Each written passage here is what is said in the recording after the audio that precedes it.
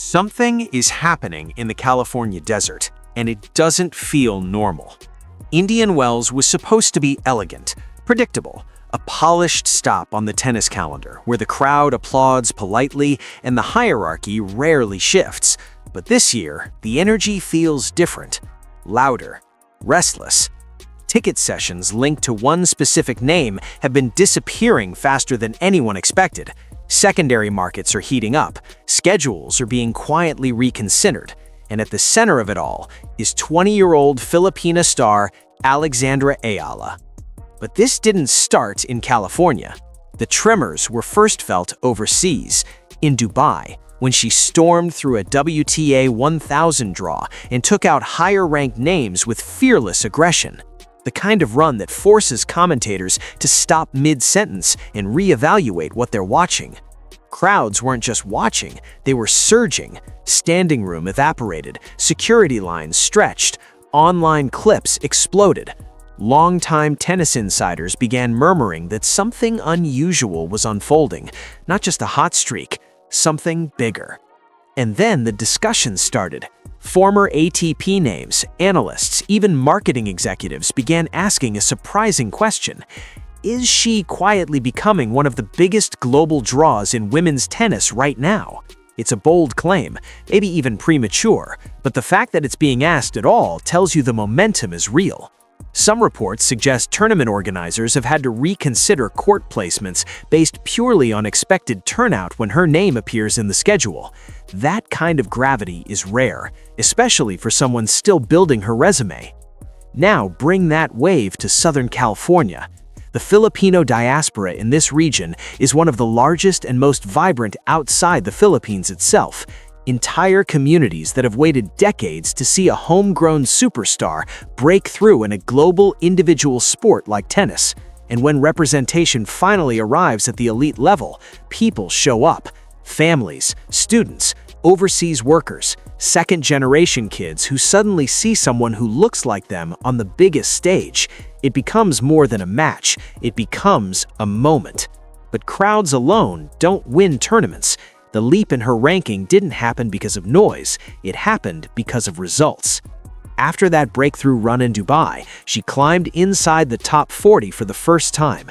That ranking matters. It earned her a coveted first-round bye at the BNP Paribas Open.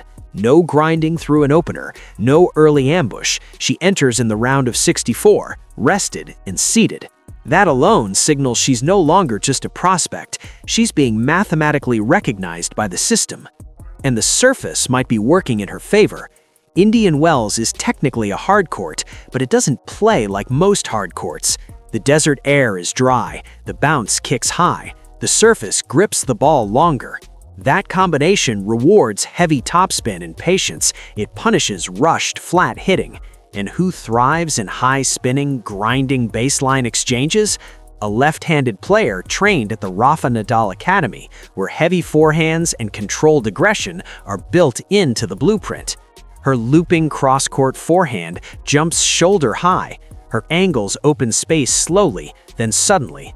Opponents who rely on flat bullets may find their shots sitting up, right in her strike zone. On these courts, geometry becomes a weapon, and she understands geometry. But there's another element that doesn't show up in box scores. Imagine walking into a 15,000-seat stadium and realizing most of it wants you to lose. Not out of hostility, but out of loyalty to the player across the net. Every winner she hits detonates cheers. Every error you make gets amplified. That imbalance can chip away at focus. Some players handle it, some don't. Crowd dynamics in tennis are rarely discussed openly, but they matter. And there's growing belief that she feeds off that surge instead of shrinking under it. Then there's the corporate signal. Before even stepping onto the practice courts, she made a visit to Nike's headquarters in Oregon, and it wasn't subtle. Visual installations, cultural nods, heritage celebration. While no official statements crown anyone the face of anything, industry analysts believe this level of activation suggests long-term confidence. Nike understands market expansion. They track emerging demographics closely. Southeast Asia is one of the fastest-growing consumer regions in global sport. A charismatic, multilingual, high-performing athlete who bridges continents.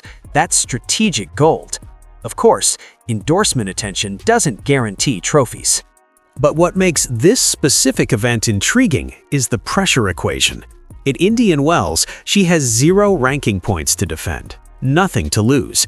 Every match won is pure upside. That's a dangerous psychological position. Contrast that with Miami later this month, where she'll defend a significant haul from last year's deep run. There, the tension shifts. Here, she can swing freely. And a free-swinging player on a favorable surface, backed by an emotional wave, can become extremely difficult to contain. Still, it's important to stay grounded.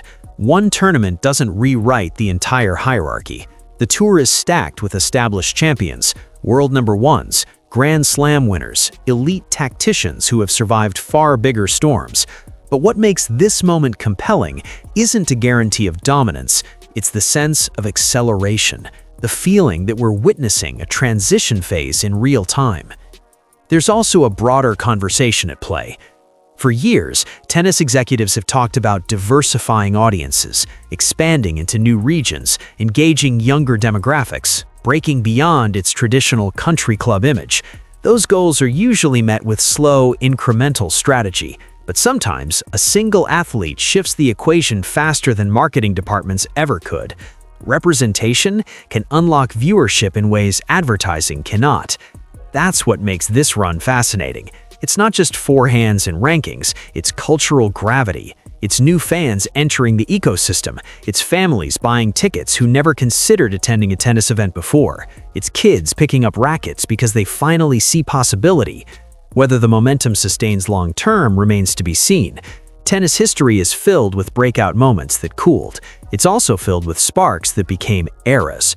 Right now, we're somewhere in between. Indian Wells is often called the fifth slam. Prestige matters here. Legacy seeds are planted here. And stepping into that environment with this level of attention changes the stakes.